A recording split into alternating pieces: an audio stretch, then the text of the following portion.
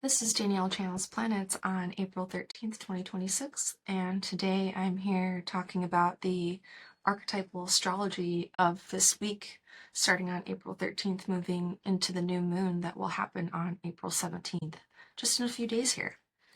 And so as we start off this week, I just want to note that Mercury is coming into a conjunction with Neptune. Mercury is our thoughts and our communication, it's our logical function, it's our speech, it's our relaying of information to others, it's our throat chakra. And Mercury, the principle of sharing understanding and of understanding, moving into a conjunction, which is a very strong hard aspect with Neptune, means that Mercury is almost becoming spiritualized, and in a sense that um, Neptune dissolves, but it also opens up a doorway of consciousness for us to see through to the other realm. The doorway that Neptune opens is through the imagination and the psyche. It's through at times, prayer or meditation. Um, it's through awareness of the Tao or of higher values. So Neptune can represent our ideals, such as in Christianity, like forgiveness and compassion. It can also be images of gods and goddesses. Neptune really is like the archetypal realm itself, where we can experience the whole pantheon of understanding through imagery of archetypal energies.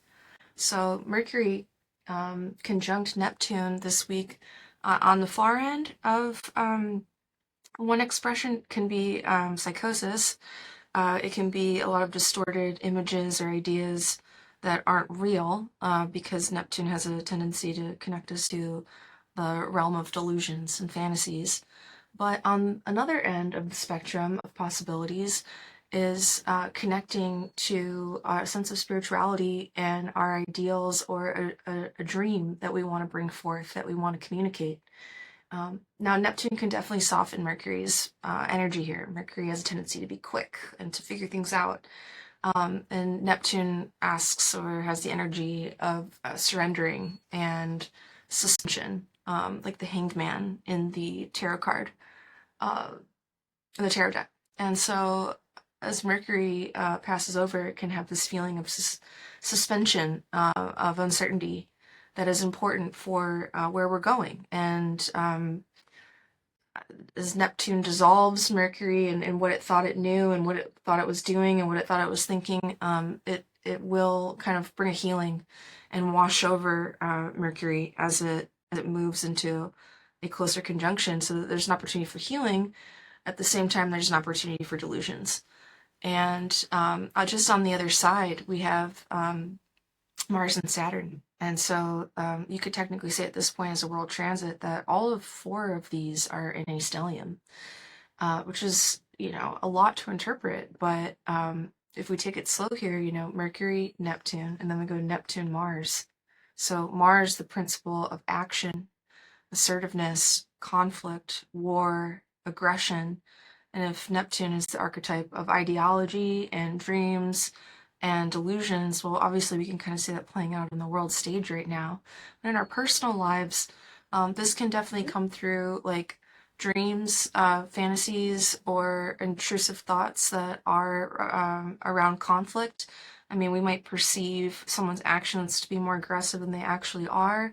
We might interpret our own way of being in the world through a more aggressive lens. And I think it's important to remember that Neptune is really involved right now, and that what's coming through our minds and what's directing our actions might not be completely based on reality. It might be based on previous trauma. It might be based off of something within ourselves that we need to reconcile with. And so Mars Neptune can be a call towards inner understanding and inner noticing, rather than an outward projection of whatever fear or conflict or aggressive um, vision is occurring for us, is not necessarily the truth of the reality. And so, I mean, we need more people kind of questioning our aggressive impulses at this time, especially when Mars Neptune is involved, because this can cause a lot of people to act on delusional thinking. It can cause us to also have, a lot of aggressive kind of fantasies. And so, best outlet for this, we can turn towards Saturn. archetype of grounding, discipline, and maturity and boundaries. And so while this can have its own polarity of unhealthy expressions, Mars Saturn can definitely bring about a conflict between, uh, a defense of boundaries. And certainly, again, we're seeing that play out on the world stage in terms of war and negotiation of boundaries, and then an escalation of war again, based off of ideologies that are seemingly very confusing and not being very well communicated at all at this point. So on top of all of this going on, in our personal life, I could say that um, it's a good time to go into action. It's a good time to move forward, but it's also maybe unclear in terms of where exactly we're going. And so we can feel a momentum and a drive and a discipline, Saturn Mars, but the vision itself, with the ongoing Neptune-Saturn conjunction, can feel a bit not strongly formed yet. Saturn, as it moves away from Neptune, will really start to kind of form its new way of being that it wants to bring into our lives. But right now through April, this really is the crystallization of that vision. This is the grounding and the maturity and the redefining of who we are and what we are, that's coming into being literally, quite literally right now, and I think that's what this new moon is about. Um, the other thing that's making this so incredibly powerful right now is this ongoing sextile from Pluto, and Pluto is just a huge force of nature. It's the principle of transformation and death and rebirth and power and instincts arising and erupting to be integrated. And so this is where we can get, pull towards the underworld as a part of what we're experiencing. And again, certainly in the world, when we have Pluto in a sextile with Mars and Saturn, that is one of the potentials is absolutely, conflict and war and aggression. So in our personal lives, we can feel a bit conflicted with our own inner parts, in our relationships, in our lives, as we go through a cycle of transformation, death, and rebirth. And it's really reaching a climactic point in 2026 this week of changes that we need to make, or discipline that we need to have, that we need to continue to drive forward. And it's not neat, it's not clean, it's definitely disruptive, it's definitely chaotic, it's definitely, falling apart as it comes together. Um, Uranus is also still involved in this as well. So when we have Neptune, Saturn, Pluto, and Uranus, all the outer planets, in aspect to what's going on, it's just a really huge defining moment. And you could see that about a lot of astrological moments, and there really truly are. But this one you could think of as not necessarily just a moon cycle. It's not a Mercury retrograde. This is an epochal shift. This is a 2020 epochal shift that is occurring in 2026. So it's not an overnight, it's not over a month, it's over a whole year at least of energies that are unfolding that we haven't fully seen the full story of. So, each archetypal principle goes in waves as it moves in and out of aspect with the other principles. And so we're right in the midst of experiencing, you know, the peak of some of these alignments. And so after they move on, then we'll be able to look back and see what this is all about. But right now we are writing the story. Reality is almost opening up to infinite possibilities.